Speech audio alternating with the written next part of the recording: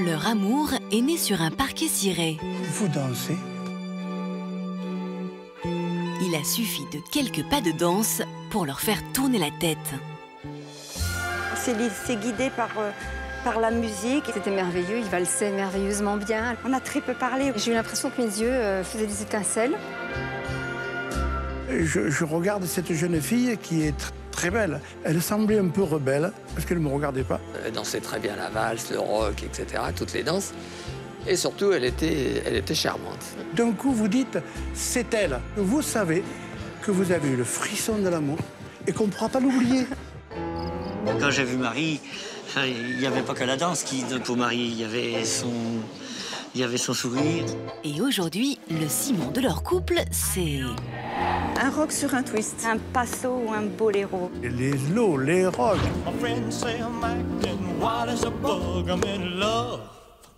I'm all shook up.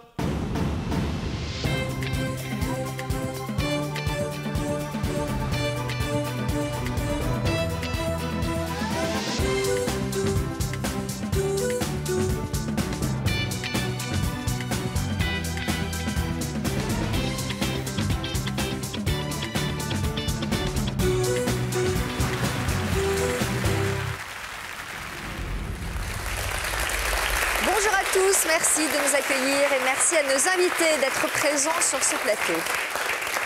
Quand ils ont été touchés de plein fouet par l'amour, nos invités étaient au beau milieu d'une piste de danse. Et c'est au rythme d'une valse ou d'un passo doble qu'ils sont tombés fous amoureux de leur partenaire.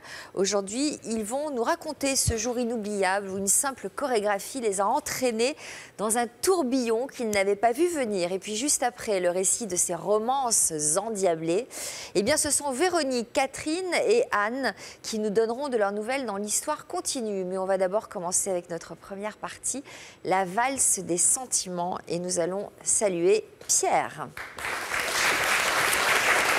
Bonjour Pierre. Bonjour. Alors avec vous, nous allons faire un bond dans le passé et remonter à 1958. Vous aviez quel âge à cette époque? 17 ans et demi. Pour ceux qui n'ont pas connu cette période, comment vous décririez l'ambiance qui régnait à la fin des années 50? Ce sont des années extraordinaires. Je suis heureux d'avoir vécu mon adolescence pendant cette période-là, parce qu'il y avait de la générosité et de l'amour. On ne pensait qu'à ça. On pensait à l'amour, on pensait à danser, on pensait à s'aimer. Les filles étaient faites pour séduire et nous, on était là pour essayer de se placer pour la vie, quoi. Alors, il paraît que vous étiez très populaire. Que vous attiriez les filles comme du miel attire les abeilles. Que Dieu me protège. Seigneur. Et il paraît, hein, moi, c'est ce qu'on me dit. Cela dit, vous êtes plutôt beau gosse. Ah ouais. Là, je suis plus jeune, là. Oui. Je n'ai que 15 ans et demi, 16 ans. Alors, un après-midi d'hiver, c'est vous qui avez chaviré lors d'un bal en faisant la rencontre d'une jeune fille. Quel souvenir en gardez-vous? Eh bien, écoutez, c'était très simple. À Marguerite, il y avait, à l'époque, c'était des grands dancing avec des grands orchestres.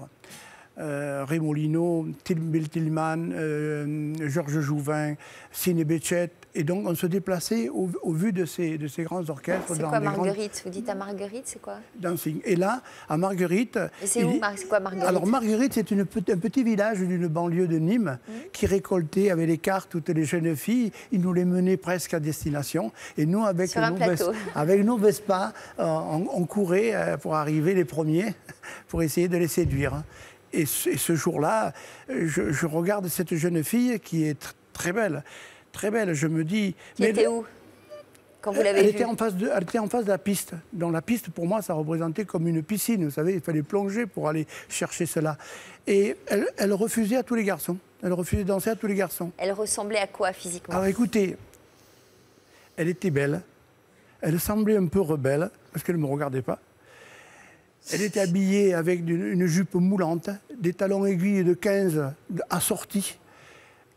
Et je ne sais pas quoi vous dire, elle était belle de loin.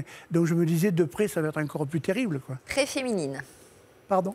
très féminine. Très féminine, ah oui, tout à fait, très féminine. Alors, donc vous avez hésité, vous l'avez observé, vous étiez sur le point de renoncer à l'inviter à danser quand l'orchestre a entamé une douce mélodie. Genre, Ciné Béchette attaque. Petite fleur.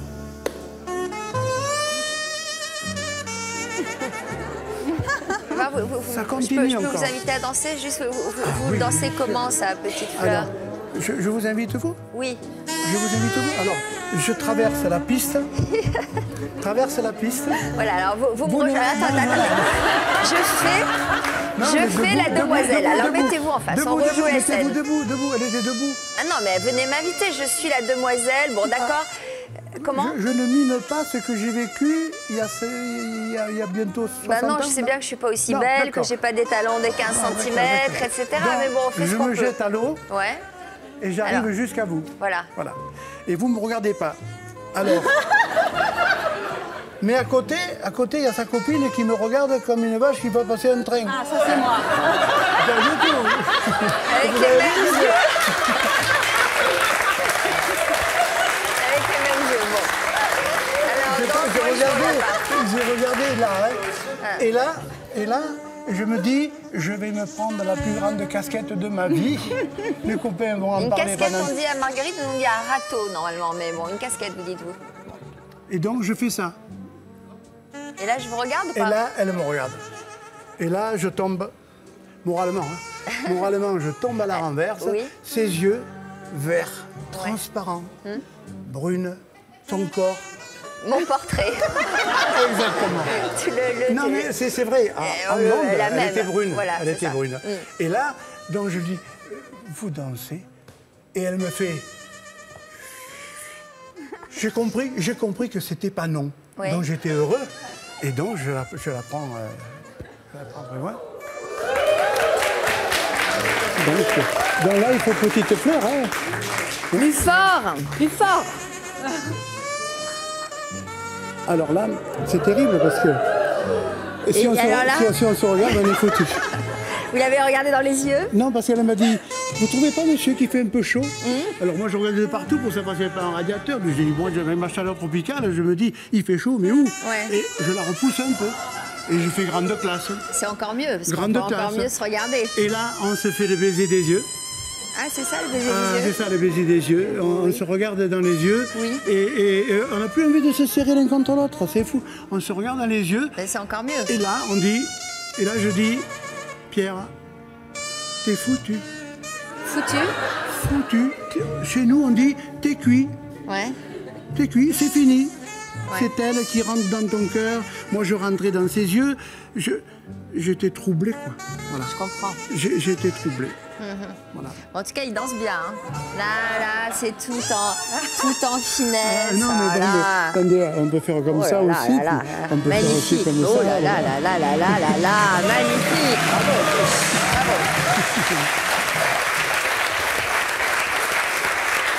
Bon. Donc là, vous vous êtes dit, je suis foutu.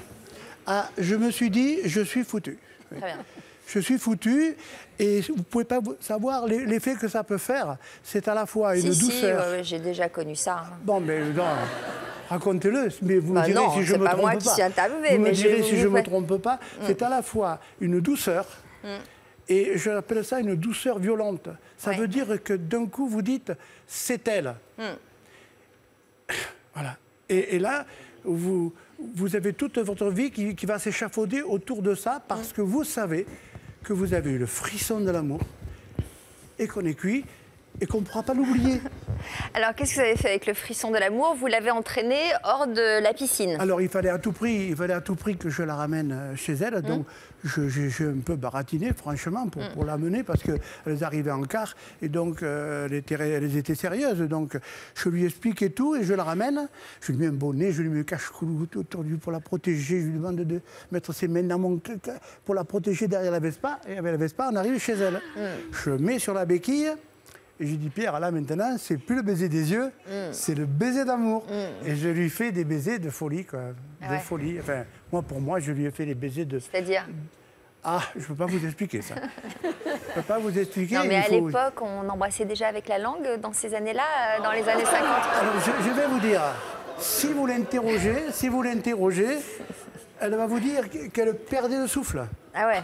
Et qu'elle en a raconté à ses copines et tout. Elle dit, jamais un garçon ne m'a embrassé comme ça. Dieu est grand. Bon, en tout cas, ce premier baiser a marqué le début de votre histoire avec cette jolie brune aux yeux verts. Mais 1 an et demi plus tard, un événement historique est venu s'immiscer entre vous deux. De quoi s'agissait-il? Qu'est-ce qui s'est passé? Il s'agissait de la guerre d'Algérie. Et donc, on partait peut-être pour mourir. Et on partait surtout 3 ans. Voilà. Vous avez été appelé? Oui, oui, oui. De quelle manière a-t-elle réagi, Yvonne? Vous lui avez annoncé que vous partiez? Disons que voilà, je lui ai dit le plus tard possible. Et comme je partais le 2 mai, il y avait la feria à Arles qui se situe toujours pour Pâques. Alors c'est soit fin mars, début avril, ça faisait 1 mois avant. J'ai essayé de la gâter au maximum pendant cette feria. Et quand je l'ai ramenée chez elle, on s'est arrêté en route, on a flirté. Moi je savais que c'était la dernière fois. Et là je lui ai dit, je pars dans 1 mois. Et à partir de là, il faut que... Je ne peux pas partir avec une relation comme ça, parce que tu vas souffrir, je vais souffrir, donc je te rends ta liberté, rends-moi la mienne. Et là, ça a été horrible. Elle a pleuré, elle m'a avoué qu'elle m'aimait très fort, que moi j'ai fait pareil. Et on était comme 2 malheureux face au mur de l'Algérie et de la mort qui pouvait arriver. J'ai même dit, mais tu vas pas quand même être veuve avant même d'être mariée, quoi. C'est pas possible. Et j'ai compris que je la perdais là. Donc des adieux déchirants, et une fois rentré chez vous, c'est finalement votre cœur qui a parlé. Qu'est-ce que vous avez réalisé? J'ai réalisé que c'était la femme de ma vie, qu'elle était dans moi, et que j'étais en train peut-être de passer à côté de quelque chose de très fort. Donc je me suis convaincu que même quand je serai là-bas, peut-être que quand je serai affecté, je ne sais pas où je serai affecté, on pourrait communiquer.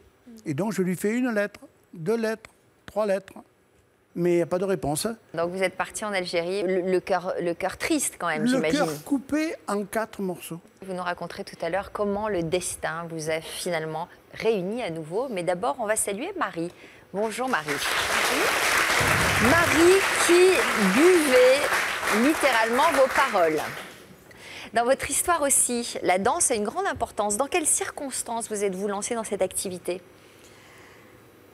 Dans la danse, d'abord à la base, moi j'aime bien danser. Je suis quelqu'un qui bouge beaucoup, je suis pétillante, j'ai besoin de mouvement, j'ai besoin de me libérer et tout. Et je pense qu'à travers la musique et à travers la danse, ça me rassure quelque part, je suis bien. Donc vous allez régulièrement dans des soirées dansantes ? Je vais dans des soirées dansantes, mais c'était plus des sorties de boîte de nuit que des dancings. Qu'est-ce que ça vous apporte, ces soirées ? Oh, c'est bien, parce qu'on fait des rencontres, on s'intéresse aux gens, puisque j'aime surtout, c'est les voir évoluer, danser, bouger. Et puis quand on voit des gens enlacés, en faisant quelques pas de danse, en écoutant de la musique, c'est joli, c'est magique, ça met de bonne humeur et on a envie aussi de participer à ça. Alors en mars 2013, vos amis vous ont proposé de vous rendre à une sortie spéciale danse de salon. Déjà, c'est particulier. Comment vous avez accueilli cette proposition ? Bon, pour moi, la danse de salon, c'était pas pour moi. Moi, il faut que ça bouge, il faut que j'ai du tonique, il y a de la musique forte et tout. Et je trouvais ça un peu ringard. La danse de salon un peu ringard. Je me disais, c'est plus pour les personnes d'un certain âge. Mais j'avançais dans l'âge sans m'en rendre compte, en fait. Et voilà. Et puis... Parce que vous aviez quel âge, vous, à ce moment-là ? Il y a 4-5 ans maintenant, donc j'avais 50 ans, ouais. Vous y allez, finalement, à cette soirée de danse de salon. Et là, qu'est-ce qui se passe ? Je vois une personne, comme ça, mais sans intérêt. Oh, je la remarque, mais c'est tout. Et puis... Pourquoi vous la remarquez ? Je ne sais pas, elle m'attire. Mon regard est attiré vers cette personne. Puis, je me dis, quelque part, en voyant les autres danseurs et tout, j'aimerais bien danser avec lui, j'aimerais bien être dans ses bras. Mais bon, je ne sais pas danser, hein. Je ne sais pas danser les danses de salon. Ah, vous ne savez pas danser, en fait ? Je sais quelques pas comme ça, mais je ne suis pas une danseuse. Bon, et alors, il vous a invité à danser ? Oui. Danser quoi? Je crois que c'était un passo ou un boléro, je ne sais plus trop. Ouais, mais bon, j'ai pas envie d'y aller. Parce que je ne sais pas danser. Alors je lui dis, mais je ne sais pas danser. Mais il me fait, c'est pas grave. Tu vas te laisser guider et je vais t'apprendre. Et alors, qu'est-ce que vous avez ressenti dans ses bras? Moi, j'étais heureuse. Hein. Je dansais. Déjà, c'était le principal. Ouais. Voilà. Moi, ce que je voulais, c'était surtout danser. Puis moi, j'étais un peu séduite aussi. Hein. Alors, est-ce qu'il a tenté de vous séduire entre deux pas de danse? Non. On était absorbés par la musique, par la danse. Donc, en fait, on s'est laissé guider par la musique et puis le fait d'être ensemble aussi. Mais on a très peu parlé, voire... Ouais, c'était très peu de mots. Vous nous raconterez ce qui s'est passé tout à l'heure, mais d'abord, il est temps de saluer notre spécialiste de l'amour et du coup de foudre. C'est une nouvelle spécialité. Comment? Ben oui, c'est une nouvelle spécialité, non, le coup de foudre. Je ne savais pas, vous étiez spécialiste du coup de foudre. Une première réaction à l'histoire de Marie? Une première réaction, c'est que même si on ne va pas chercher l'amour, on peut le trouver, même si on a le sentiment d'avoir fait une croix dessus. Il paraît que c'est comme ça qu'on le trouve le mieux d'ailleurs. Exactement. Quand on ne va pas le chercher. Et puis la danse vraiment permet ça parce que le fait de danser, déjà c'est un rapprochement des corps.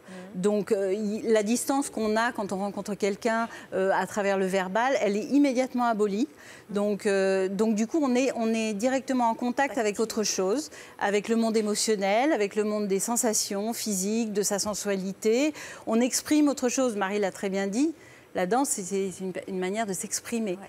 Alors, nous allons saluer notre troisième invité, un autre Michel. Bonjour.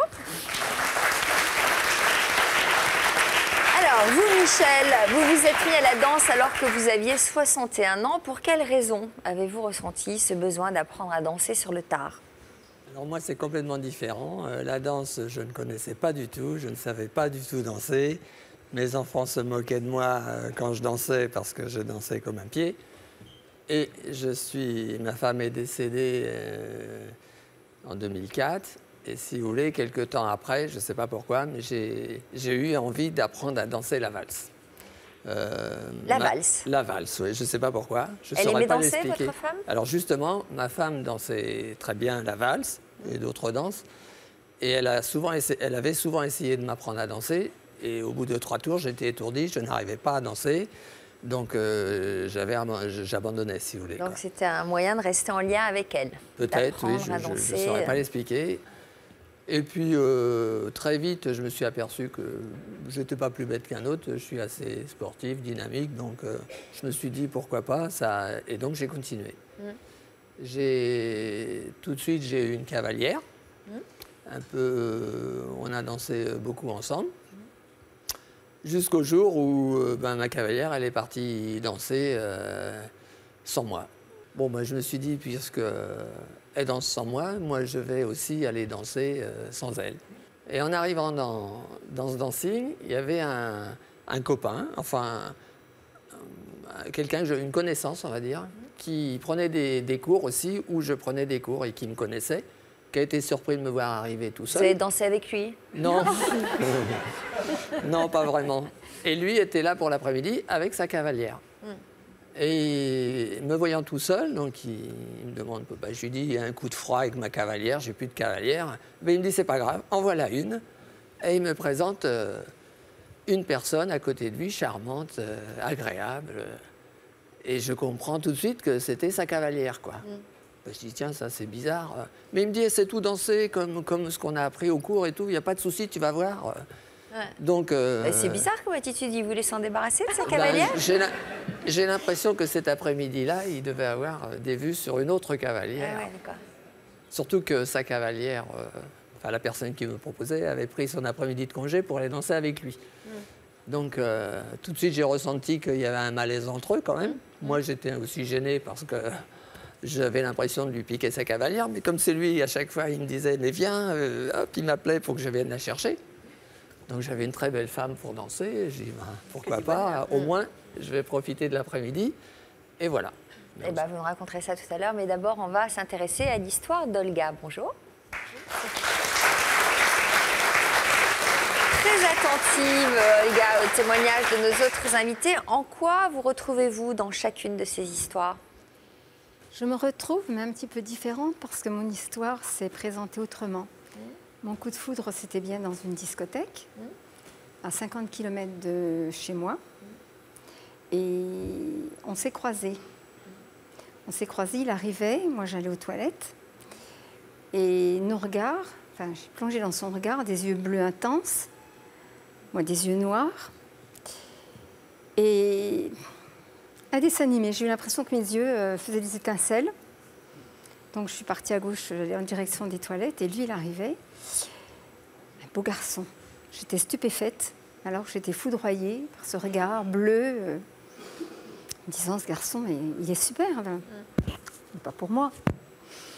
Et puis je reviens des toilettes, je reviens m'asseoir auprès de mes amis, parce qu'on partait toujours danser entre copines. Et je commence à expliquer à mes copines, je viens de croiser un garçon super, avec des yeux bronzés, enfin, comme je les aime. Mon type de garçon, charmant. Alors c'était quand? C'était à quelle époque ça? C'était en 1998. Vous en étiez où dans votre vie? J'étais seule. J'étais seule. J'ai élevé mes enfants seule, donc amoureusement, j'étais seule. J'allais danser pour le plaisir de la danse, comme mes amis.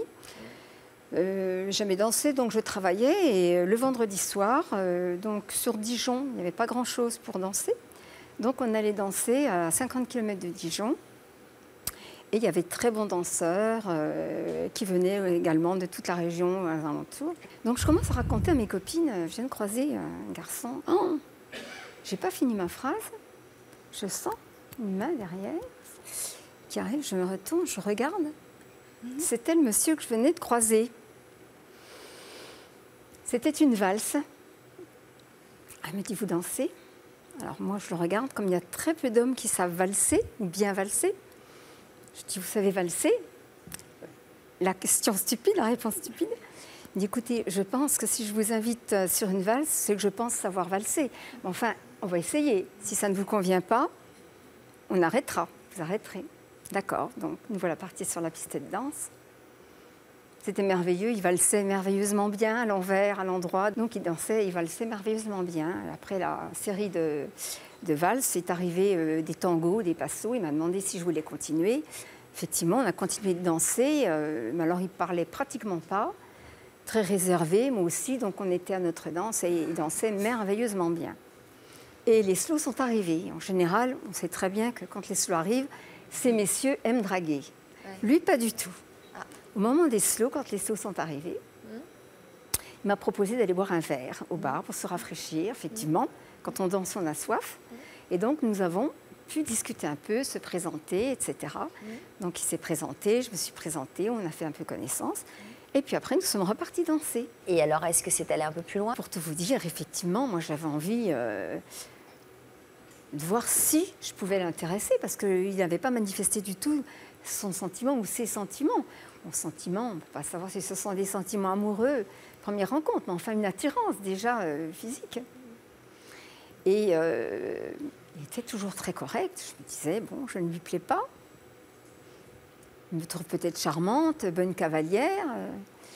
Et puis bon, petit à petit, j'ai fait en sorte, peut-être lui aussi, on s'est rapprochés.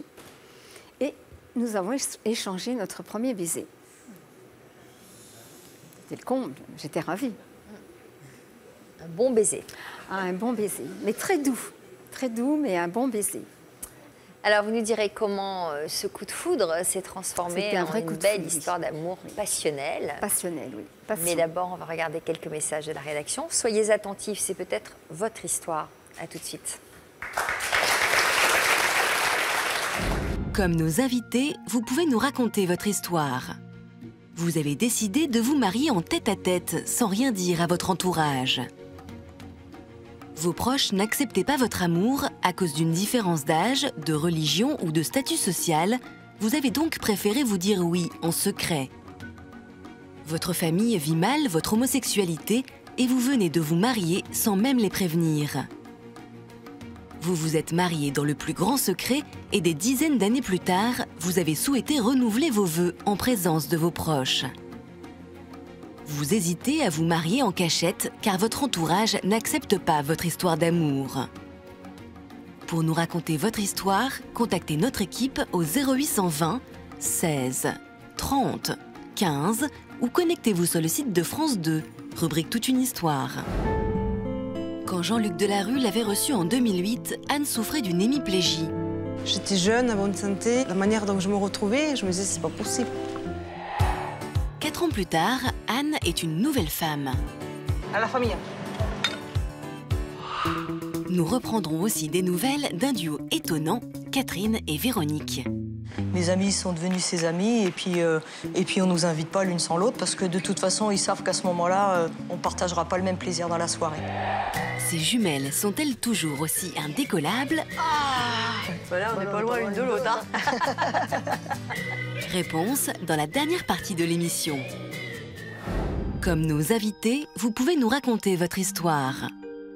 Vous étiez brouillé avec une personne chère à votre cœur et vous n'avez pas eu le temps de vous réconcilier avec elle, car elle est décédée. En froid avec l'un de vos parents ou de vos frères et sœurs, vous regrettez de ne pas avoir pu vous retrouver avant sa mort. Vous le saviez condamné, mais vous n'avez jamais osé faire le premier pas pour vous réconcilier. Il est décédé au moment même où vous vous apprêtiez à vous réconcilier. Vous ne vous pardonnez pas d'avoir trop attendu. Vous êtes actuellement en froid avec l'un de vos proches et depuis que vous le savez malade, vous envisagez enfin une réconciliation. Pour nous raconter votre histoire, contactez notre équipe au 0820 16 30 15 ou connectez-vous sur le site de France 2, rubrique Toute une histoire. C'est la suite de notre émission. Les invités que nous recevons aujourd'hui ont vécu un coup de foudre de cinéma sur une piste de danse. Mais cet amour au premier regard a-t-il duré? Et sont-ils devenus un peu plus, voire beaucoup plus que des partenaires de danse? Eh bien, c'est ce que nous allons découvrir dans la deuxième partie de notre émission que nous avons intitulée « Une synchronisation pour de bon ». Et on continue avec l'histoire d'Olga. Alors, comment cette relation a-t-elle évolué? Donc, on se revoyait le week-end, on se téléphonait, etc. Et puis, au bout d'un moment, il est venu passer un week-end chez moi. J'allais un petit peu aussi chez lui, et puis jusqu'au jour où il a décidé de rester un petit peu plus longtemps chez moi. Donc il s'est installé chez moi pendant toute la période d'été, parce que la période d'hiver, donc son travail l'emmenait en montagne. Qu'est-ce qu'il faisait comme travail? Moniteur de ski. Donc il partait de décembre jusqu'en mai. Donc c'était assez loin, mais bon, on a fait avec. Il venait souvent le week-end, je montais aussi chez lui à Tignes. Et puis, on a continué notre belle histoire d'amour, qui était toujours aussi passionnelle. Justement, peut-être un peu trop passionnelle, je pense, je ne sais pas. Parce qu'il y avait des conflits quand même? Il y a eu quelques conflits, c'est-à-dire en période d'été, quand lui donc n'était plus en saison. Il venait donc chez moi. Et moi, je travaillais, bien sûr. Donc, toute la journée, il était seul chez moi, à attendre que je rentre le soir du travail. Et je n'avais pas d'heure tellement fixe, je rentrais plus ou moins tard. C'est vrai que... on montrait une certaine impatience, donc il y a eu quelques disputes. Et puis, donc notre situation, petit à petit, s'est un petit peu dégradée. Mais on s'est fâchés, on s'est remis ensemble, parce qu'on s'aimait très très fort. On ne pouvait pas se passer l'un de l'autre, que ce soit moi ou lui. Vous êtes séparés pendant combien de temps avant de vous remettre ensemble? Ça ne durait jamais longtemps. Genre quoi? 8 jours, 15 jours. Ah oui. 15 jours. Au maximum, et au bout de 15 jours, on se revoyait, on retombait dans les bras l'un de l'autre, on jurait de plus jamais se disputer. C'était vraiment l'homme de ma vie, j'étais la femme de sa vie. Donc, et puis, cet amour qui était passionnel était devenu destructeur, à la limite. On se faisait du mal, on se faisait énormément de mal tous les deux. Donc, dispute, amour passionnel, etc. Donc, au bout d'un moment, j'ai pensé que c'était plus possible et qu'il fallait casser cette histoire. Vous le regrettez? Je ne peux pas savoir si... Non, je ne sais pas. Je ne sais pas, je ne me suis pas posé la question. Et pourquoi vous êtes là aujourd'hui? Pour témoigner de cette belle histoire.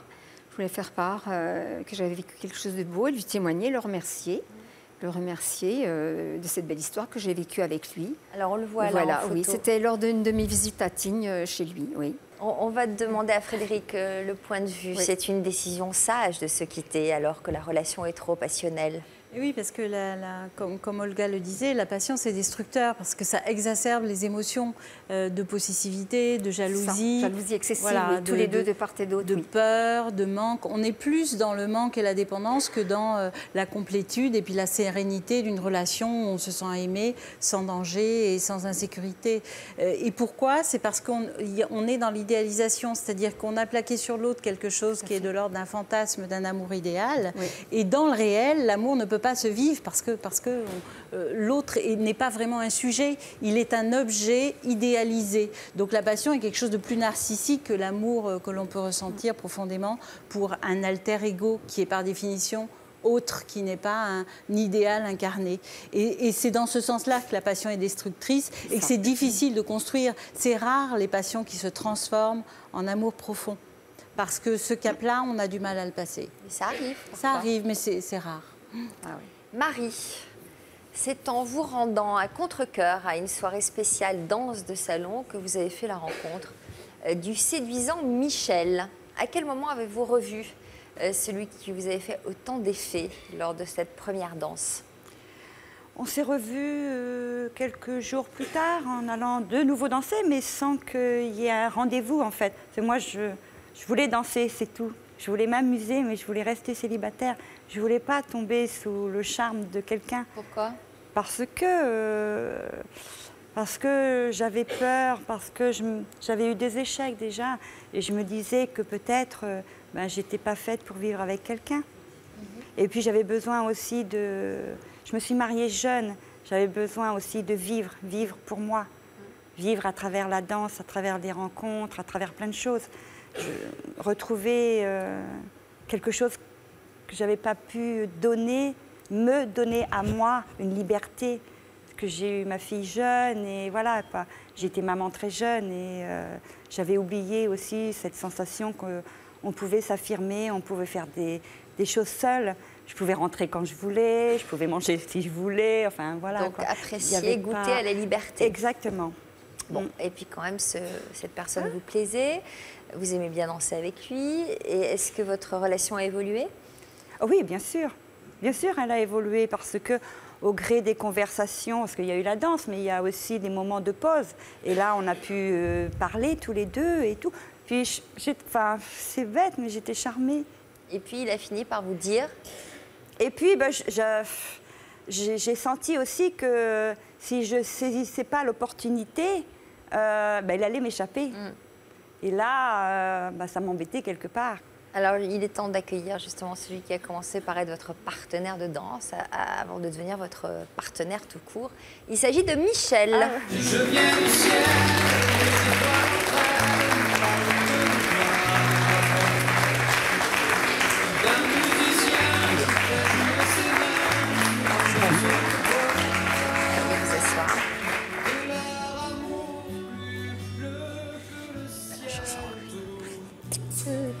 C'est votre chanson, Petite Marie?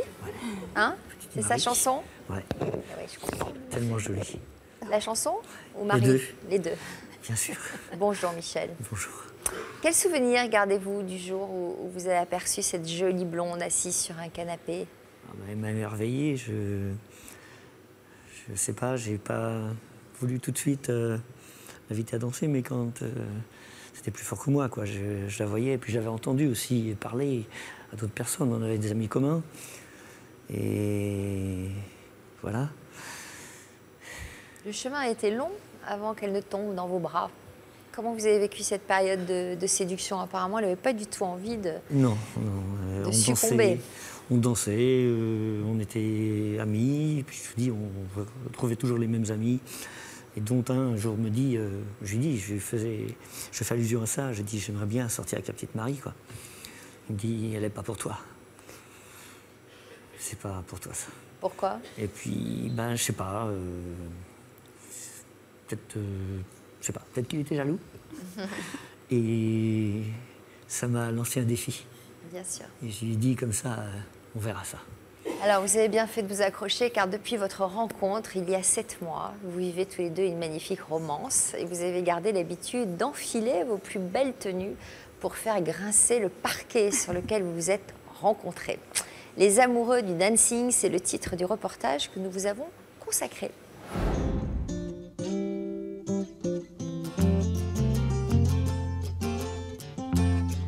Michel, 61 ans, prend cette route tous les week-ends. J'ai l'impression de partir en vacances à chaque fois. C'est comme si tout le temps un nouveau départ. Mes yeux doivent briller parce que je sais que je vais vers le bonheur. J'ai ma petite chérie qui m'attend. Sa petite chérie, c'est Marie. Elle habite à 1 heure de chez lui, à Châtres-la-Forêt, en Mayenne. Enfin, mon chéri. Oh, ma chérie. Ah bah oui, regarde, moi je suis prête. Hein. Vite, vite, on va danser, moi j'ai envie d'aller danser. Va te changer. Depuis qu'ils se connaissent, tel un rituel, tous les samedis, ils se rendent dans ce dancing. C'est ici qu'ils se sont rencontrés il y a 7 mois. Bonsoir. Messieurs, Bonsoir, dames. Béatrice. Bonsoir. Bonsoir, Michel. Salut Marie, ça va bien? Ça va bien. Et vous? Ça va? Ouais. Très bien. Michel et Marie sont devenus des clients privilégiés. Tout le monde les connaît.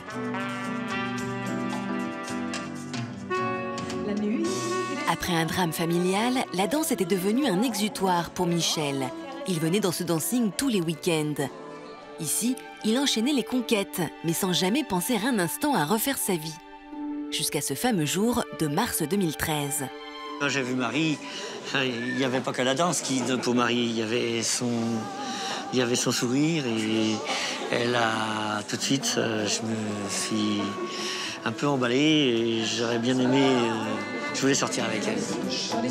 À 54 ans, Marie n'avait pas non plus l'intention de refaire sa vie. Elle aussi avait vécu des moments difficiles. Mais alors qu'elle se rend pour la première fois dans ce club, elle tombe sur ce beau danseur. Ce qui m'a séduit chez Michel, d'abord, c'est son aisance à danser, sa joie. Enfin, il émanait quelque chose, il y avait quelque chose qui brillait à travers la danse. C'était une autre personne, en fait. Et c'est vrai que mon regard, il s'est porté plus au début sur le danseur que sur le personnage. C'était le coup de foudre. Depuis, Michel et Marie sont devenus inséparables. Ce dancing a changé leur vie. Peu après avoir rencontré Michel, Marie a souhaité le présenter à ses proches. Bonjour. Ça va, la fille? Oui, maman. Ça va? Elle, qui sortait d'une histoire difficile, appréhendait beaucoup le regard de sa fille et de sa meilleure amie sur son nouvel amour. Elle a eu une période où elle a eu une histoire assez compliquée. Et moi, ça me fait du mal. Ma mère, elle a beaucoup changé depuis qu'elle a trouvé Michel.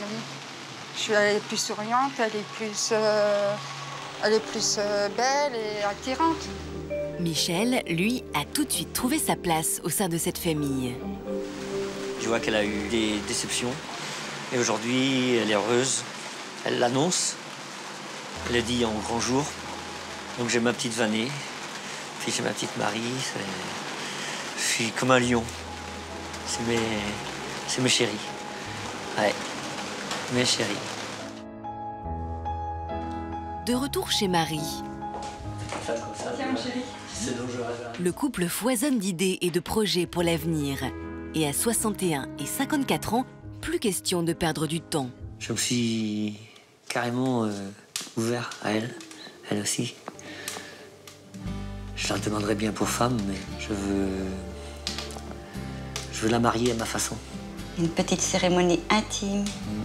Pas de cérémonie, enfin même pas une fête, une grosse fête. Grosse fête avec nos amis. Avec de la danse. Et notre famille. Parce que c'est là, aussi, à travers la danse, qu'on s'est retrouvés et rencontrés. Bah ouais, c'est parfait. Ok. Puis on aura nos enfants. Quand tu veux. On aura nos enfants. Comme les gens, alors avec toute la petite famille autour, là, les fauteuils, là, tout rempli. Il n'y aura pas assez de place. Et les petits-enfants aussi. On va s'octroyer des moments tranquilles. Petite chérie d'amour. Je te kiffe. Ah, tu me kiffes.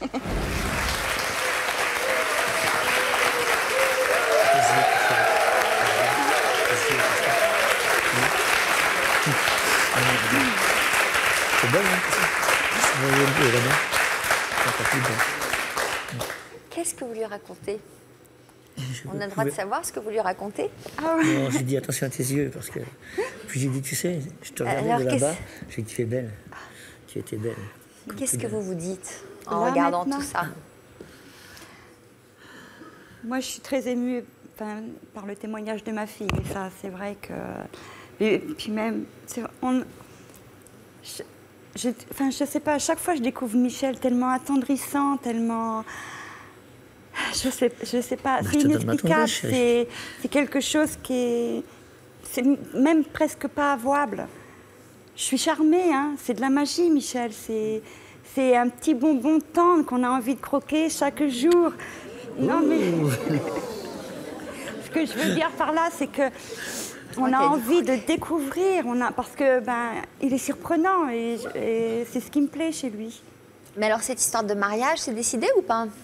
Non. Ce ne sera pas un mariage... Non, on parle d'une union. Voilà. Mais rien de... Pas d'église, pas de... Voilà. Pas d'église, pas de mairie, pas forcément... Vous savez, on peut se dire « je t'aime » et s'aimer, pas forcément sur un bout de papier ou pour passer devant un prêtre. On peut aussi s'avouer notre amour et forcément, il y aura un bal. Voilà.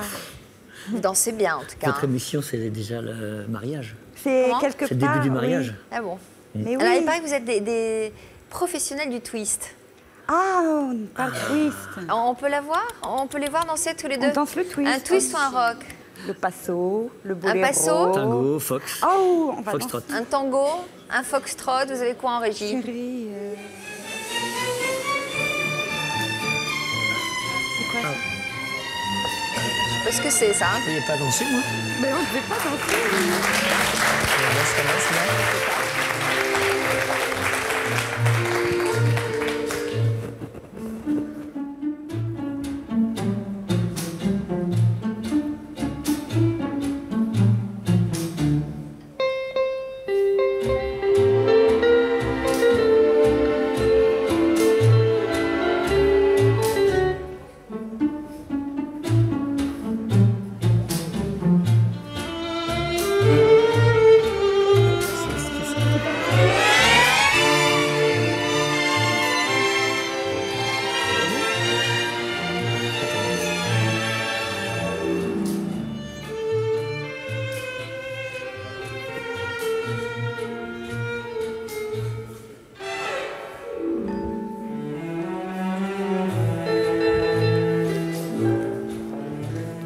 Bravo.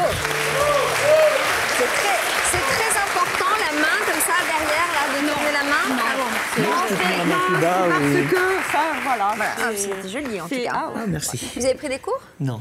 Comme ça? Tout au feeling. Tout au feeling? Grâce aux dames âgées qui m'ont appris à danser. Aux dames âgées? Oui, elles me corrigeaient dans la danse. Comme quoi, les dames âgées, ça sert Toujours toujours à quelque chose. la correction. Pierre, qu'est-ce que vous en pensez? C'était quoi, d'ailleurs, comme danse, hein? C'est en fait un tango. Un tango. C'est plutôt un tango. Bon, d'accord. Alors vous, 1 an et demi après avoir fondu pour les beaux yeux d'Yvonne, vous avez été mobilisé donc en Algérie, c'est ce que vous nous racontez. Vos lettres d'amour sont alors restées sans réponse et ça a dû être un déchirement pour vous. Ça a été le déchirement parce qu'après, je me disais, ça ne peut être que de ta faute puisque tu as voulu arrêter devant la guerre.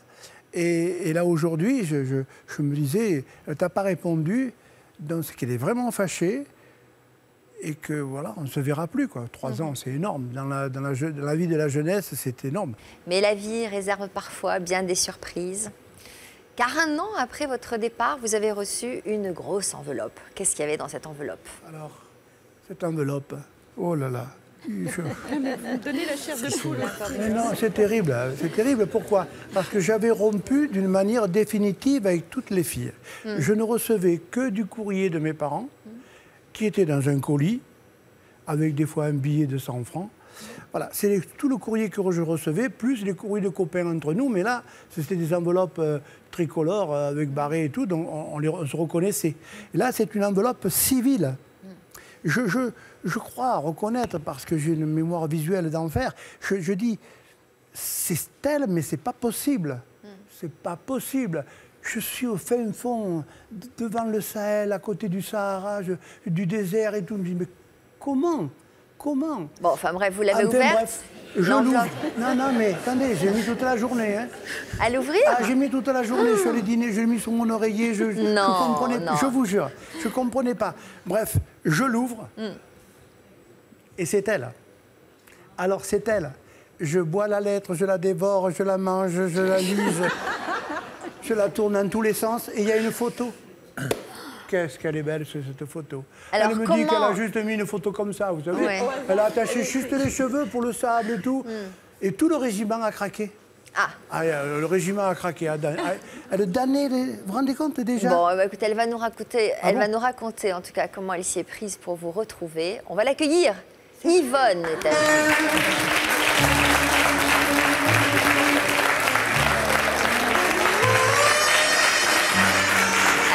Allez-y, tous les deux sur cette danse. Bonjour. Allez-y, je vous en prie.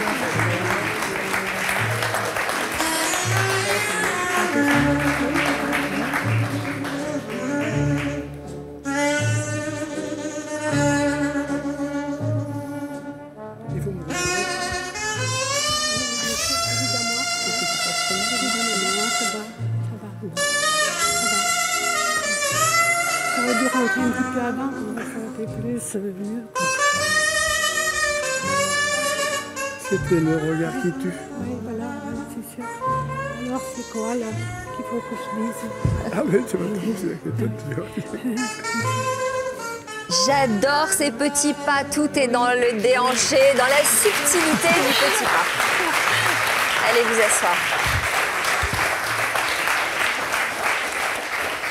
C'est ça en fait le secret, c'est le petit pas en avant, en arrière, le petit déhanché subtil et tout, c'est ce qui fait la différence. C'est pas un tango, vous comprenez? C'est un zlo, ça. Un zlo? Un zlo. Un zlo. Donc le zlo, c'est pas le zlo. Il se danse sur la pointe des pieds presque. Oui, Voilà. Oui, mais il y a zlo et slow. Il y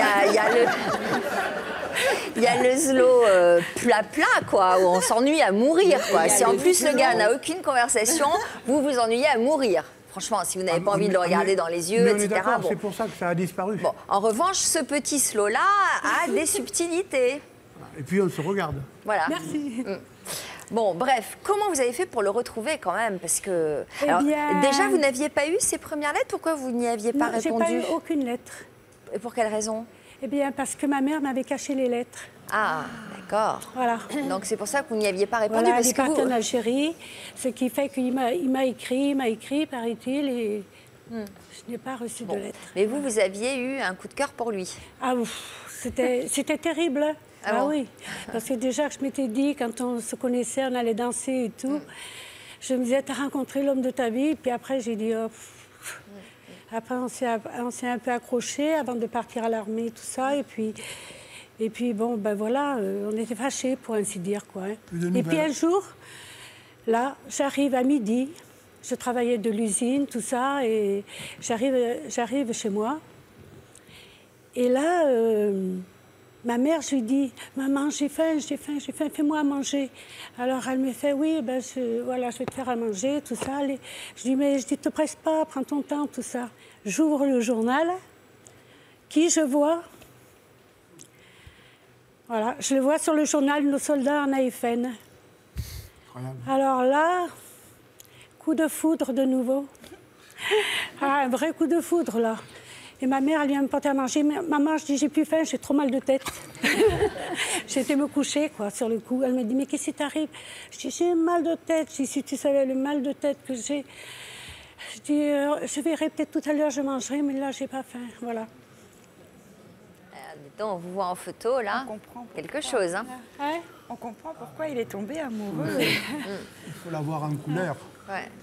Magnifique. Alors, donc, vous êtes parti, mal de tête, et comment vous l'avez retrouvé? Eh bien là, ce qui est fait, c'est que comme j'étais à l'usine, à cette époque, sur Nîmes, il y avait une fille qui travaillait à l'usine. Alors, cette fille, elle était libre, quoi. Elle n'avait pas de copain ni rien. Et j'arrive avec sa photo sur le journal, et je lui dis... tu connais ce garçon? Elle m'a dit, mais qui c'est qui ne le connaît pas? C'est le Gaulle de Saint-Gilles.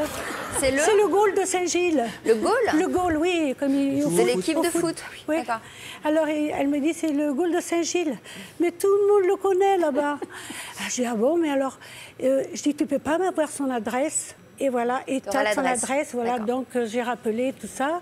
Et c'est là que, bon, il m'a appris qu'il m'avait écrit, que j'avais pas répondu, que j'ai dit toutes donc, les filles, voilà. Vous avez noué une relation voilà, épistolaire. voilà. Vous vous aimez depuis combien de temps alors tous les Oh deux? là là. Vous vous aimez depuis Alors, combien ben, de on temps? s'aime depuis... C'est vieux, là, maintenant. Alors, c'est énorme, parce qu'on va être Énorme. mariés depuis 50 ans. Ça fait un demi-siècle. C'est joli. Et comme on s'est connus, cette armée qui barre tout, ça doit faire 56, 5 ans. 55 Alors, ans. vous faites extrêmement jeunes tous les deux. Hein. Je sais pas. mais c'est On nous normal, le dit, mais... Bah oui. C'est Quelle normal. est votre recette du bonheur? C'est quoi L'amour. votre secret? C'est l'amour, je pense. Hein, Quand vous tombez je sais pas, dans ouais, l'amour, peut-être, oui. vous avez le frisson de l'amour. Voilà, oui. Le temps ne s'écoule plus. Pourquoi? Parce que vous ne regardez plus que l'autre. Oui, c'est vrai. C'est un support. C'est vrai. Un support, On ne voit plus que l'autre. Ah Donc, oui, on voit plus à que partir l'autre. de là, la vie va défiler, mais on est sur presque une autre petite planète. Vous voyez, on est un peu à côté. Eh bien, dites donc, Frédéric, on n'y est pas encore, nous. Hein, ça. Le temps s'écoule, vous le voyez Oui, passer, non, vous voyez passer les genres et tout, mais il ne vous touche pas. Et on rajeunit en plus. Et en rajeunit. Ben, écoutez, moi, je... Michel, vous étiez veuve depuis quelques années quand vous avez eu un véritable coup de cœur pour Françoise, qui était donc la cavalière de votre copain que vous avez retrouvée dans un dancing à 1 heure de route. Est-ce que ce coup de cœur était partagé? Au départ, on était cavalier-cavalière. Nous, on n'a pas eu le coup de foudre comme a pu avoir Pierre ou d'autres personnes. Mais si vous voulez, tout de suite, surtout moi, tout de suite, j'ai senti que c'est quelqu'un avec qui je serais certainement très bien, quoi. Et je lui l'ai dit d'ailleurs assez vite. Je lui ai dit, c'est marrant, tous les deux, je suis sûr qu'on serait capable de vivre bien ensemble ou de s'apprécier. Et donc, à cette journée, on s'est échangé les numéros de téléphone. Et le dimanche suivant, elle était disponible pour aller danser. Et donc, on est allé danser tout l'après-midi. Ça s'est très bien passé. Elle m'a invité à l'Open de Rennes, parce qu'on fait tous les deux du tennis, parce qu'on fait beaucoup de choses en commun. C'est-à-dire, sans se connaître, on faisait plein de choses pareilles. Et elle jouait en compète encore, moi aussi. Donc, elle m'invite à l'Open de Rennes. En échange, je l'ai invité au restaurant. Et ça a duré un petit peu comme ça, on va dire 1 mois et demi, 2 mois, quoi. Avant 1 mois et demi, avant de lui faire un premier baiser dans le cou. Puis sur la bouche, parce que j'ai vu que... Et jusqu'au jour où on a décidé de se mettre ensemble. Très bien, bah, écoutez, on va accueillir Françoise alors. Françoise est avec nous.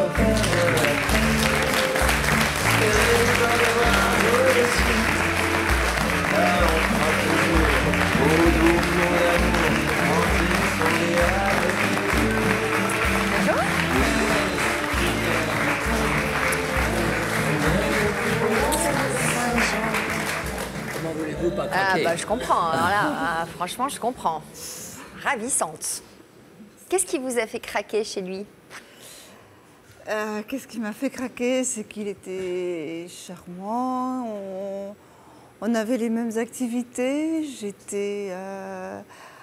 faisait du sport, il aimait les voyages, et puis il aimait danser aussi. Et on s'est bien entendu dans la danse, donc je crois que c'est... Et puis il me rendait heureuse. Enfin, j'étais contente. Comment? Vous êtes de quelle origine? Je suis bretonne. Bretonne? Oui. Ah bon? J'entends un petit accent. Elle est ravissante, on dirait Romy Schneider. C'est l'accent des Finistériens. Ah bon? Oui, ils ont un accent un petit peu, on les reconnaît. Ah bon, d'accord. Alors vous en êtes où tous les deux? Alors ça fait donc 3 ans et demi que nous vivons ensemble, donc à Dinan. C'est vraiment un bonheur, on est heureux, on fait toutes les activités ensemble.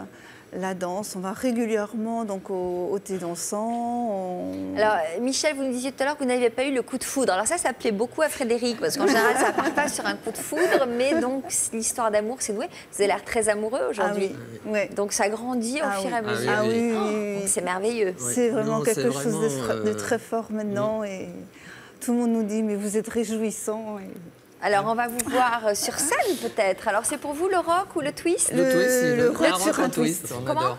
Un rock sur un twist. Bon, alors un rock sur un twist, en Parce régie. qu'on adore Un rock danser sur un ça. twist. Alors, venez.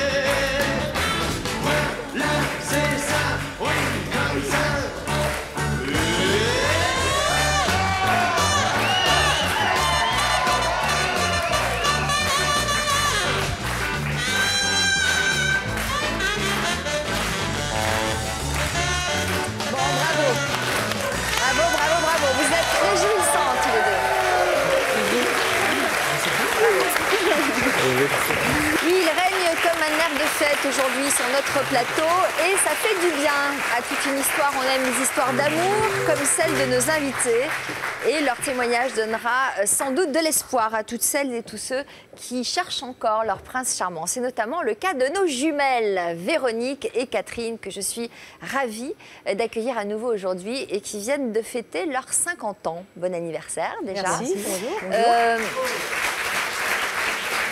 Alors, vous n'avez toujours pas trouvé la perle rare, hein, mais vous allez nous montrer que pour vous, l'histoire continue. Et puis tout de suite après, nous prendrons des nouvelles d'Anne. Bonjour, dont la vie a basculé le jour où elle a donné la vie, justement. Mais d'abord, on commence avec vous, Véronique et Catherine. Je vous avais reçu le 25 avril 2012 dans une émission intitulée « Jumeaux contre jumeaux ». À l'époque, en quoi votre point de vue différait-il de celui de nos autres invités ? Et en fait, les invités étaient des jumeaux ou jumelles qui s'opposaient et qui avaient des problèmes relationnels entre eux. Et en fait, nous, c'est tout à fait l'opposé. En fait, nous sommes très fusionnels. Et on avait souhaité, on avait accepté de témoigner de notre fusion parce qu'on n'arrive pas à concevoir que des jumeaux ou des jumelles puissent ne pas s'entendre. Alors, vous êtes qui, vous, Catherine ou Véronique ? Moi, je suis Véronique. Voilà. Est-ce que vous diriez, en quoi votre gémellité a-t-elle influencé votre vie sentimentale ? Ça doit être difficile de trouver quelque chose de plus fort que le lien qui vous unit ? Ça a énormément influencé parce qu'en fait, on est tellement fusionnels qu'on a du mal à être heureuses l'une sans l'autre. Et quand il y en a une qui est amoureuse, on ne l'est pas complètement si l'autre ne l'est pas en même temps. Ça vous est déjà arrivé ? Oui. C'est pour ça que... Qui c'est arrivé à qui ? Alors, moi, j'ai été très amoureuse. Très amoureuse ? Oui, très, très amoureuse. Ah là là. Longtemps ? Oui, 5 ans. Et comment vous l'avez vécu ? Très mal, puisque dans l'émission... à laquelle j'avais participé, Magali avait eu le même problème avec sa jumelle d'une relation en fait qui les séparait. Et quand ma jumelle a été amoureuse, je me suis sentie abandonnée. Et donc c'était difficile à vivre et pour l'une et pour l'autre, j'imagine. Ouais. C'est pour ça que vous avez interrompu votre relation amoureuse ? Non. Oh, elle a encore des larmes, elle nous raconte ça. Ah ouais, c'était vraiment douloureux. Oui, je pense que c'est... Il ne faut pas pleurer. Non. Elle est là. Je pense que ça le sera beaucoup pour Kat, oui, plus que moi.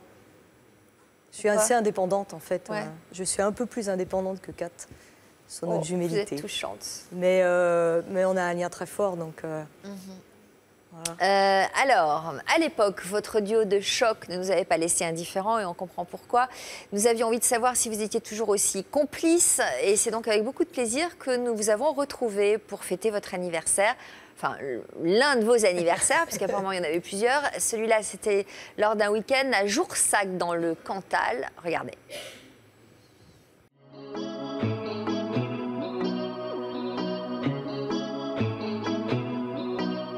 Nous, on est deux sœurs jumelles fusionnelles. On ne peut pas se disputer plus de 3 minutes. On partage tout. Catherine et Véronique étaient venues il y a plus d'1 an sur le plateau de Toute une histoire. Leur gémellité parfaite soulevait alors beaucoup de curiosité. Vous avez toujours été fusionnelle depuis votre plus tendre enfance? Oui, toujours, oui. Est-ce qu'il y a une dominante et une dominée? C'est moi qui prends tous les risques, et donc ma sœur se réfugie derrière et s'appuie beaucoup sur moi. Je suis le soutien à ma Juju. Les deux sœurs fusionnelles étaient indissociables, même pour leur entourage. Mes amis sont devenus ses amis, et puis on nous invite pas l'une sans l'autre, parce que de toute façon, ils savent qu'à ce moment-là, on partagera pas le même plaisir dans la soirée. Les jumelles semblaient former un duo exclusif, alors pas vraiment de place pour un homme. Ça m'était arrivé de sortir avec des garçons, et pendant ces relations-là, en fait, je pensais tout le temps à ma sœur jumelle, et je me disais peut-être qu'elle n'est pas heureuse parce que je suis pas avec elle. Parce que c'est pas le même bonheur. Voilà, je l'ai abandonnée. J'avais l'impression de l'avoir abandonnée à chaque fois. S'il y a un choix à faire, il sera fait. Ça sera ma jumelle. Un an après l'émission, Catherine et Véronique sont toujours célibataires. Nous les retrouvons en Auvergne, plus inséparables que jamais. Oui, il a bien choisi le projet. Pour leurs 50 ans, leur frère leur a offert un week-end à deux, évidemment. Jean-Claude, le propriétaire du gîte, semble quelque peu déboussolé en les voyant arriver. Comment je vais faire pour vous reconnaître? Et moi, c'est Véro. Enfin, on n'est pas vexés si vous vous trompez. Hein. C'est vrai? Non. Et au moment de découvrir leur chambre... Bon, vous avez un premier lit. Oui. Oui. Ouais. Et puis, vous avez le deuxième lit. Hein? Donc, voilà. Vous n'avez pas une autre chambre avec les deux lits côte à côte? Ouais. Ah, c'est Parce que là, on peut pas... Ah oui. Et la deuxième chambre conviendra-t-elle? Pour vous, je pense qu'il y a une bonne chose, c'est que vous avez des lits jumeaux. Elle est bonne, la blague. Elle est bonne? Bon, ça vous convient? Elle est très bien. Super. On a toujours besoin de sentir la présence de l'autre aussi, donc c'est parfait. Soulagées, Catherine et Véronique peuvent enfin prendre possession des lieux. Tu choisis ton lit? Ouais, d'accord. Okay. Celui-là. Bon, moi, c'est moi. C'est celui-là. Voilà, là, on n'est pas loin l'une de l'autre. Je pourrais te mettre des baffes. Dis donc, je t'en prie. Hein. On a fait les valises. Allez. Le moment pour elles de découvrir leurs tenues respectives. T'as pris quoi comme maillot de vélo? Ça m'aurait étonné que tu prennes pas le même que moi. Je suis là parce que je me suis dit... De toute façon, comme on achète tout en double, on peut pas s'étonner d'avoir les mêmes choses. Ça, tout de fait. Tiens. Bon, allez, on va s'équiper. Je suis au bout. Et à passion identique, équipement identique. Les jumelles sont prêtes à tailler la route. C'est bon.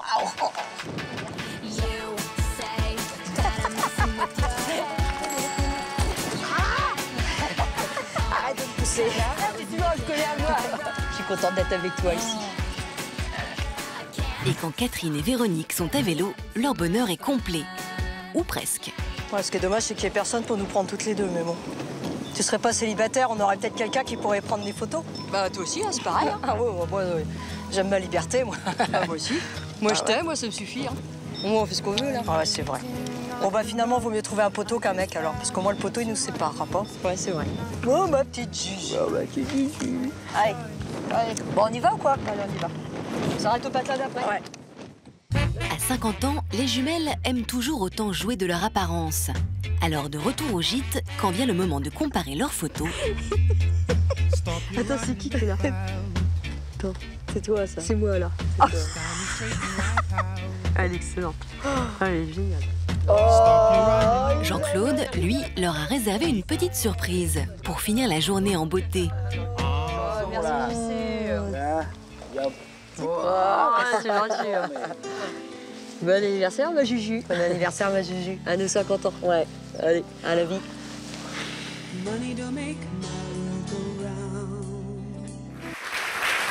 C'est quoi la date exacte de votre anniversaire? 22 février. Le 2 février. 22. Ah, le 22. On est deux. D'accord. Vous avez toujours tout pareil? Oui, on a les mêmes goûts. Donc, Quand vous n'êtes pas ensemble, vous achetez les mêmes choses? Oui. Là, il y a une petite différence dans la chemise. Ouais, mais on n'a pas fait exprès, on vient de s'en rendre compte. Ah bon. On était persuadés d'avoir pris la même et voilà. Une petite différence. Quelle réflexion vous avez particulièrement marquée lors de votre passage à toute une histoire? Oh. La psychologue, à un moment donné, puisqu'on parlait de notre fusion, etc., elle nous avait dit qu'on était tellement fusionnels qu'on aurait pu avoir des relations physiques ensemble. Ouais. Et en fait, c'est pas le même lien. C'est pas du tout, ça n'a rien à voir, parce qu'on ne peut pas se faire la bise, on ne se fait jamais la bise. Voilà, c'est très compliqué pour nous de se faire la bise. Pourquoi c'est compliqué de vous faire la bise? Parce que c'est une sensation très comme étrange. Si vous embrassiez vous-même. Voilà. Ouais, c'est l'impression donc avoir une relation physique ensemble, c'est pas concevable. Non, puis c'est pas le même lien. C'est voilà, le lien fusionnel, c'est indescriptible, c'est quelque chose qui est fait dès la conception. L'amour, on le rencontre, on le bâtit avec quelqu'un, mais nous on se pose même pas de questions. Voilà, c'est naturel. On a l'impression que c'est une plénitude pour vous d'être ensemble. On a l'impression que rien ne pourra jamais vous plaire autant. Enfin, pour vous, en tout cas. Oui. Ouais. Pour ma part, je suis pas capable d'aimer quelqu'un d'autre. Ah oui. Tellement votre sœur remplit l'espace. Elle me suffit à ma vie. Et vous? Moi, je suis un peu plus indépendante. Et ça vous pèse? Ça vous pèse parfois? Oui, ça me pèse, oui. Parce qu'on a l'impression que vous sentez, que vous vous culpabilisez de... C'est ça, parce qu'en fait, je connais le lien que Kat a vers moi. Ouais. Je sais qu'elle est très, très fusionnelle et a énormément besoin de moi. Ouais. Et moi, ça me culpabilise quand j'essaye de prendre un peu d'indépendance, parce que je sais que quelque part, elle va souffrir. Et vous en avez besoin quand même de prendre votre indépendance? Je le souhaite vraiment. Ouais. Je le souhaite vraiment. Et je me suis dit, peut-être qu'avec l'âge, on vient de fêter nos 50 ans, bon, on a encore la pêche, quoi. Hein, donc moi, j'ai la vie encore devant moi. Et, justement, qu'est-ce que vous aimeriez? Vous aimeriez construire une famille? La famille, non, je pense que c'est un peu tard, très honnêtement. Quoique, on ne sait jamais. Mais oui, j'aimerais avoir une vie indépendante, une vie de couple. Mais oui, et vous l'envisagez avec inquiétude, évidemment, ça. Avec angoisse. Oui, avec beaucoup d'angoisse. Et pourquoi vous ne feriez pas la même chose? J'en ai pas envie. J'ai expliqué à Kat, c'est que même si moi j'ai ce souhait d'indépendance que j'ai toujours un peu eu, ça n'enlève rien au lien fusionnel qu'on a. C'est entre nous, on est nés ensemble, voilà, et ça n'enlève strictement rien. Vous vous appelez combien de fois par jour? Le matin pour dire bonjour, comment ça va? Dans la matinée. Dans la matinée pour voir si tout va bien, le midi, et puis le soir, au moins 3-4 fois encore. Ça fait entre 5 et 10 fois par jour. Ouais. Voilà. Vous ne voyez pas tous les jours? Non, parce que le travail, c'est pas toujours facile. Ouais. En général, les week-ends, on donne ça. Pour quelle raison avez-vous accepté notre invitation aujourd'hui? Bien, par rapport à depuis l'année dernière, on s'est vu. Hein, pour moi, il était important de faire passer un message au niveau des jumeaux jumelles, hein, comme on avait vu dans l'émission en 2012. Je pense qu'on peut très bien vivre une relation de jumeaux jumelles, le côté fusionnel, mais il ne faut pas s'oublier non plus. Et il faut aussi qu'on soit capable à un moment donné de prendre de l'indépendance. Ça n'enlève rien à l'amour qu'on peut porter à son jumeau ou sa jumelle. C'est ça que je veux faire porter comme message. Est-ce que vous travaillez un peu sur vous pour envisager cette idée de peut-être défusionner un peu? J'essaye de faire des efforts. Ma sœur me pousse à sortir avec mes amis, toute seule sans elle, quoi. Mais c'est difficile parce que je suis toujours un invité quand même pour partager ma soirée. Donc voilà. Elle est au dancing toute seule? C'est vrai que quand j'ai entendu les invités, quelle chance. Quelle chance, et c'est vrai que ça... venez avec Frédéric et moi, si vous voulez, on s'inscrit la semaine prochaine. Venez prendre des cours avec nous. Et c'est vrai que ça pourrait être une solution, mais il faudrait que je franchisse le pas. Il faudrait qu'elle y arrive. Hein, voilà. En tout cas, on vous le souhaite, parce qu'on voit que vous souffrez quand même de tout ça. Ça a l'air difficile. Hein. Pour Kat, oui, c'est à la fois une souffrance, mais... Mais n'empêche, c'est une grande chance. Voilà. Ma jumelle, c'est mon bâton de vie et il restera jusqu'au bout. Et voilà, quoi. Vous aussi, finalement. Oui, bien sûr. Bien sûr. Bien sûr. Bon, bah merci d'être revenu nous voir. Et puis vous reviendrez, j'imagine. J'espère que vous aurez d'autres choses à nous annoncer. On vous le souhaite en tout cas. Merci. Il est temps à présent de revenir sur l'histoire d'Anne. Jean-Luc, vous avez reçu le 12 décembre 2008 dans une émission intitulée Surprise de la vie, quand le pire côtoie le meilleur. Quel heureux événement avez-vous vécu le 16 décembre 2002? J'ai accouché de jumeaux, moi aussi justement. Et là, j'ai eu un souci de santé, c'est-à-dire que lors de l'accouchement, mon fils est né. Et le temps que ma fille naisse, j'ai été prise de gros maux de ventre, de tête, alors envie de dormir. Et là, je suis tombée dans le coma. Et là? Je suis tombée dans le coma. Dans le coma. Donc ils ont fait des analyses médicales, ils se sont rendus compte que j'avais fait une rupture d'anévrisme. Je suis restée 15 jours dans le coma.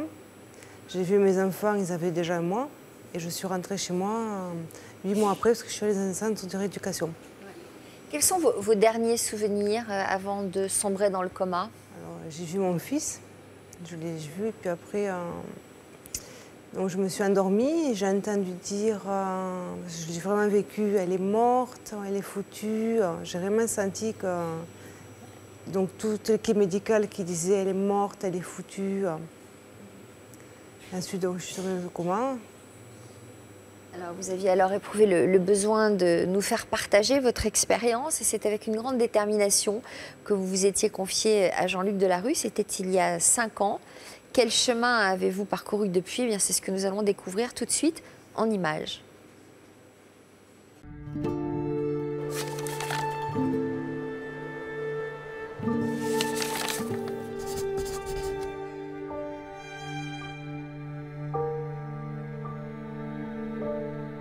J'ai donné 2 vies, en même temps 2 vies au monde. J'ai failli perdre la mienne.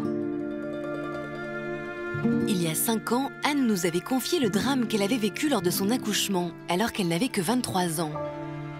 Comment s'est déroulée l'arrivée des jumeaux? L'obstétricien a accouché en premier lieu mon fils. Il était en pleine forme, il n'y a pas de souci. Et quand ma fille est née, là j'ai commencé à avoir très mal à la tête. Je me sentais très fatiguée. Et là, je suis tombée dans le coma et ça a été le trou noir.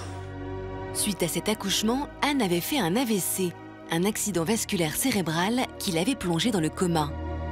Vous étiez, comment dire, perméable à ce qui se disait pour de vrai autour de vous? Exactement. Vous entendiez? Oui. Donc mon mari me parlant des bébés, j'essayais de les chercher parce que je me souvenais très bien d'avoir été enceinte et d'avoir accouché. Et donc pour moi, je les cherchais. À son réveil, 2 semaines plus tard, Anne apprenait qu'elle était hémiplégique. Paralysée du côté gauche de son corps, elle s'inquiétait quant à son rôle de mère. Quand vous êtes réveillée, vous avez compris tout ce qui s'était passé? Non. Ah non, et je ne voulais pas l'encaisser, c'est le cas de le dire. Enfin, je ne voulais pas le croire. La manière dont je me retrouvais, je me disais, c'est pas possible. J'étais jeune, en bonne santé, mon mari me disait, t'as ce léger handicap. J'avais peur de ne pas pouvoir m'occuper des enfants.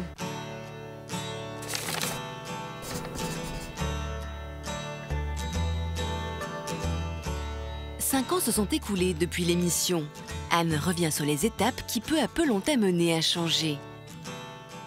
Je me sentais pas trop moi. Je n'avais pas pris du recul par rapport à tout ça. Il me fallait revenir un peu à la vie, comme on dit, réelle. L'émission, ça m'a permis de relativiser. Donc je me suis dit, secoue-toi, la vie est longue. C'est maintenant qu'il faut que tu te débrouilles pour avancer. Et le véritable moteur pour Anne a été ses enfants.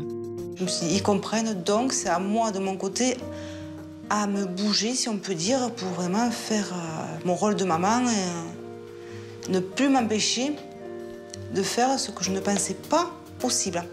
Et d'ailleurs, ils m'ont aidé par rapport à ça. Ma fille m'a aidé dans la cuisine, ensuite pour m'habiller, pour des tas de petites choses. Il faut que les enfants soient fiers et contents. À présent, Anne parvient à concilier sa vie de maman et son handicap. Aujourd'hui, j'essaye de m'interdire le moins de choses possible. C'est-à-dire que si j'ai envie de quelque chose, j'essaye. Ou je vais demander à quelqu'un. Tout est presque possible. Désormais, Anne est bien décidée à avoir la meilleure vie possible. J'essaie d'avoir plus confiance en moi, de m'encourager et de me faire violence, en fait. D'atteindre mes buts sans me poser de questions. Alors, ce que je me dis le plus souvent, c'est malgré tout, tu as ta place, tu es ici. Prouve que tu existes.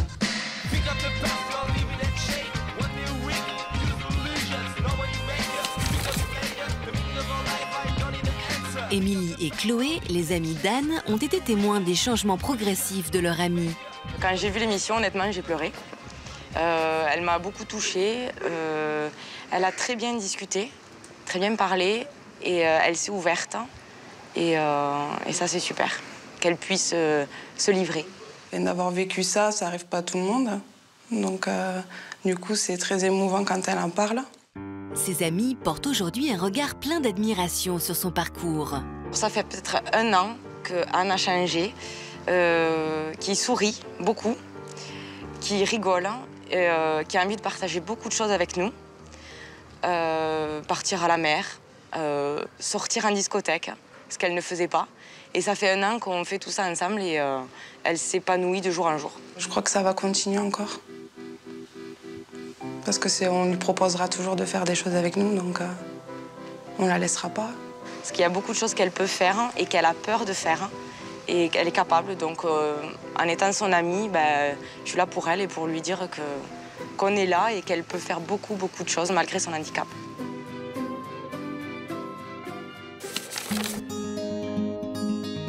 Nous retrouvons Anne dans sa maison, à Albi. En l'absence de son mari, elle a organisé une sortie avec ses enfants dans un parc d'attractions. Une première pour elle. Avant le départ, ils préparent le ravitaillement. Anne n'a plus l'usage de son bras et de sa jambe gauche depuis son AVC, mais elle a trouvé progressivement plein de petites astuces pour être plus autonome. C'est pratique, quelque chose que j'ai appris au centre de rééducation. Voilà. Hop, on utilise les dames. Donc là, je te laisse finir, s'il te plaît. Qu'est-ce qu'il faut après? Est-ce qu'il ne faudrait pas du sel, par contre? Je me pose la question. Moi, c'est vrai que moi, dans ce genre de choses, j'y arrive presque toute seule parce que j'ai un système d'antidérapant. Voilà, que je me suis acheté, pareil. Je mets les choses sur antidérapant. Ça m'aide pour maintenir les ustensiles pour la cuisine.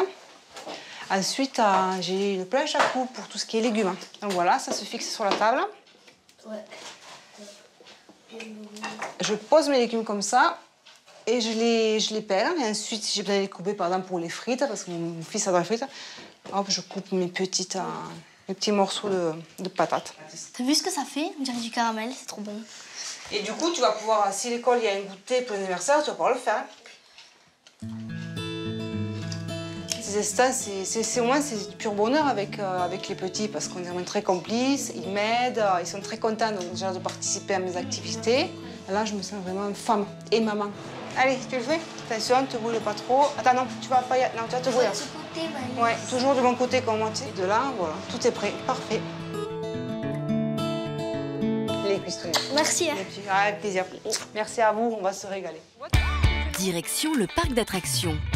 Anne, qui ne pensait pas pouvoir assumer son rôle de mère, dépasse aujourd'hui ses limites au quotidien pour ses enfants. Ça le fait, hein? Ouais. Ah, je veux faire ça! S'il te plaît, je veux faire ça, là,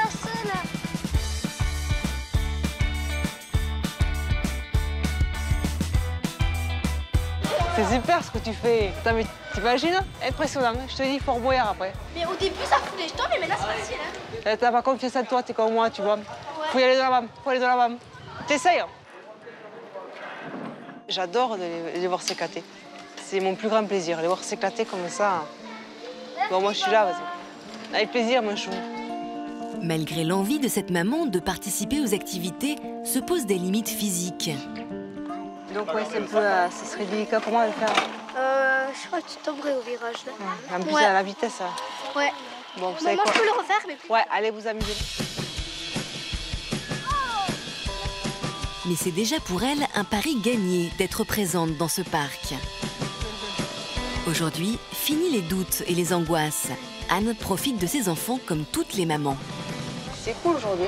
Ouais. Vous en pensez quoi? Nickel. Hein? Ouais, il a fait beau, il a fait bon, c'était agréable. Il faut profiter de tout, hein. Nous, qu'on a envie de le faire, il faut se lancer. Ouais, tu vois, là, courage, je n'avais pas, je me suis dit. C'est ça, il faut se lancer à fond, quoi. Moi, c'est pareil, je pensais être bloquée en arrivant ici, puis mon plus grand plaisir, c'est d'avoir vu, toi, tu t'es éclaté, t'as vaincu tes peurs. Ouais. Hein.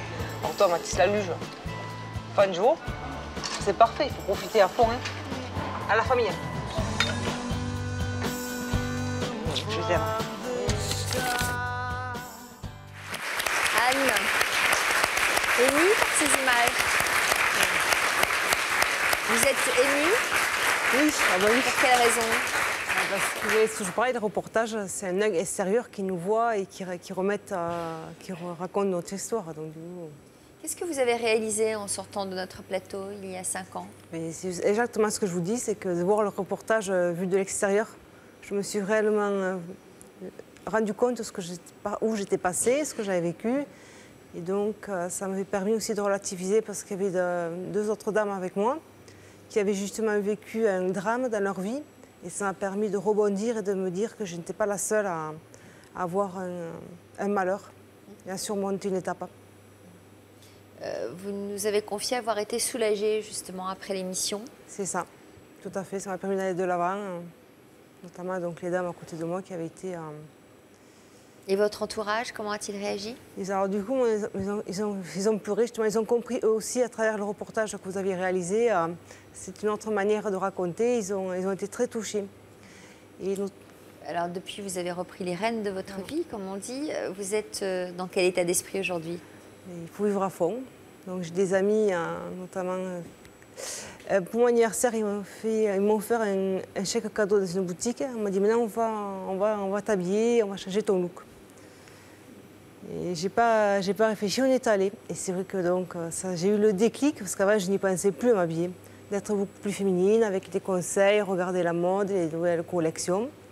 Ensuite, j'ai une amie qui est coiffeuse, elle me dit, bon écoute, laisse-moi faire.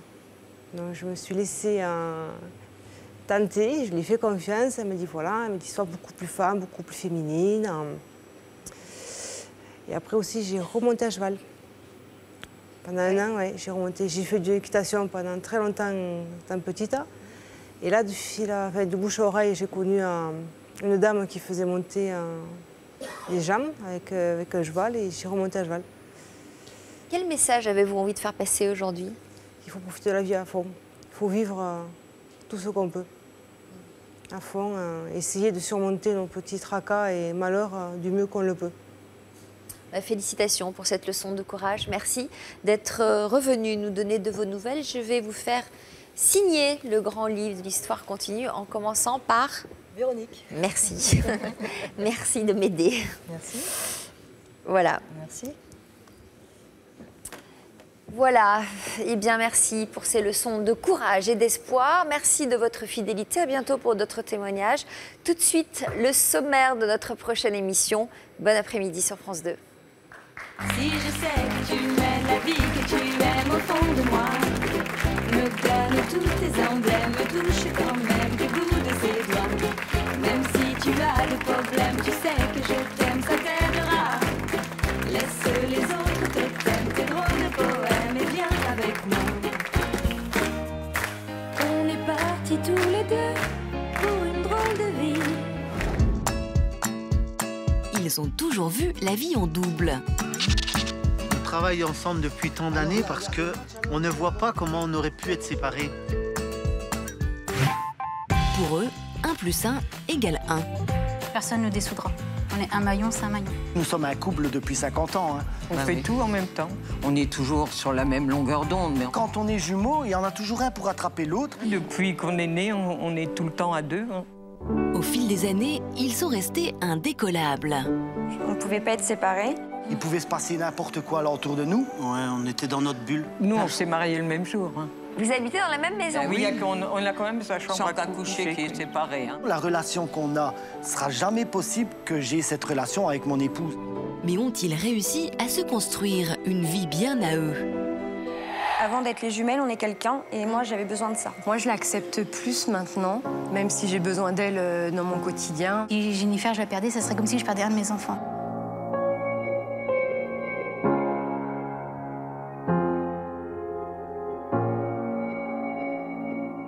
À part pleurer dans la vie, vous faites quoi?